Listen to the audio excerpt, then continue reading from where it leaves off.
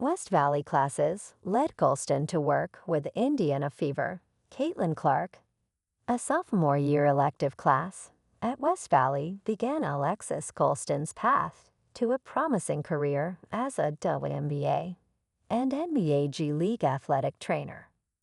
Before graduating in 2011, the former Rams basketball and volleyball athlete spent time on the sidelines for football games and attended practices for other sports alongside Jeannie Turner, West Valley's sports medicine teacher and athletic trainer since 1999.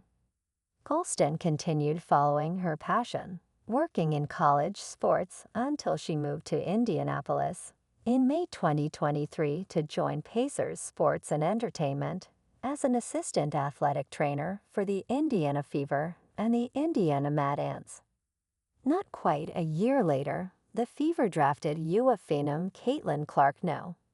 1 overall, helping the team shatter league attendance records, while Clark won the WNBA's Rookie of the Year award and led them back to the playoffs for the first time since 2016.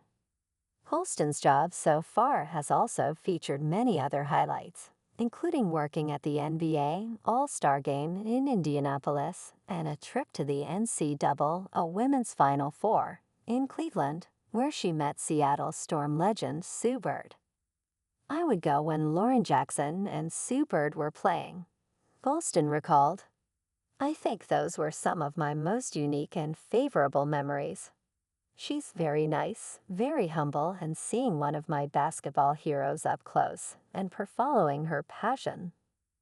Turner often sees her students develop an interest in healthcare through her class and end up going into the field, especially in nursing. It's far less common for her to see them to go into athletic training. But Turner proudly watched Gholston blossom into a knowledgeable and capable professional. The two don't see each other as often since Gholston left Washington State, but they still keep in touch, and Turner said she enjoys following Gholston's journey on social media.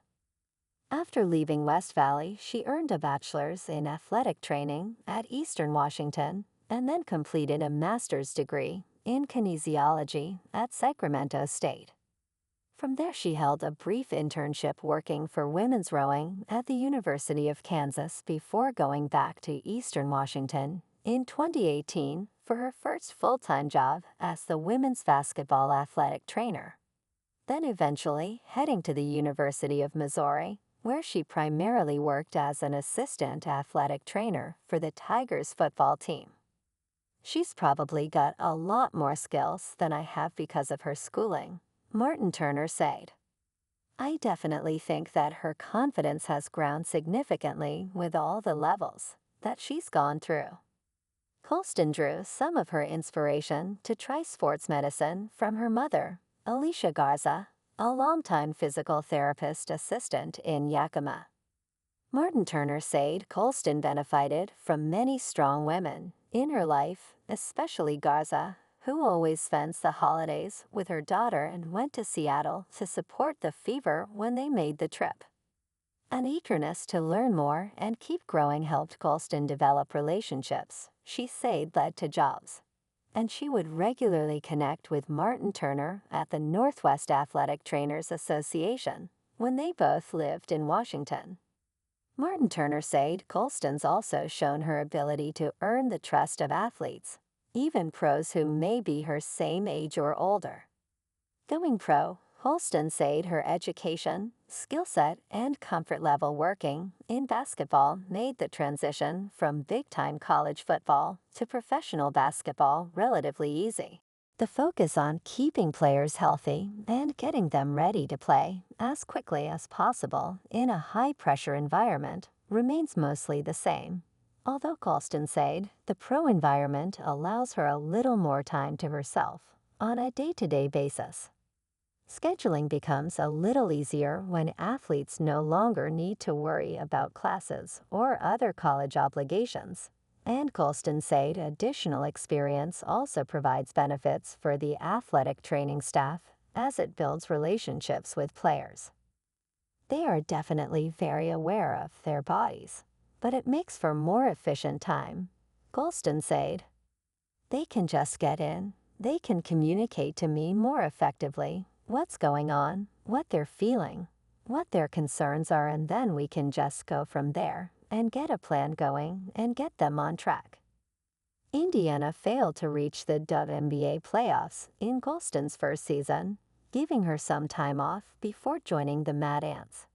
But she went back to work before the G League players to attend the Indiana Pacers training camp, providing a valuable opportunity to learn more from the NBA staff. The Mad Ants and Fever both reached a postseason this year, losing in the first round. Gholston still enjoyed a little time off between seasons and also took a short break when the WNBA paused during the Olympics, giving Gholston time to go to Mexico with her mother following the WNBA All-Star Game in Phoenix.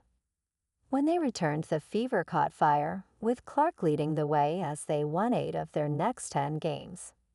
Gholston said she still marvels at some of the long three-pointers made by the two-time Women's College Basketball Player of the Year, and Clark's always shown a willingness to interact with and give back to her many fans.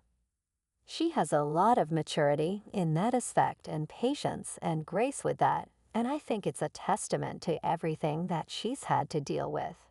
Gholston said, "She knows where she started, and she knows that she was a little girl once that looked up to players at this level." Gholston also praised Clark's attitude when working alongside the athletic training staff and said her outgoing personality fits well on the young team. Despite an early exit from the playoffs, Indiana's future looks bright. The Fever will also host next summer's WNBA All-Star Game, and Gholston's happy to continue her own personal growth in Indianapolis with both professional teams. She hopes to keep working in the WNBA with the goal of eventually becoming a head athletic trainer. "I want to ideally get back closer to home, work with a team more on the coast," Gholston said. "But so far I've kind of just trusted my gut and taken jobs where I feel like it would be best for me. And so I'm just going to continue to do that and see where I end up."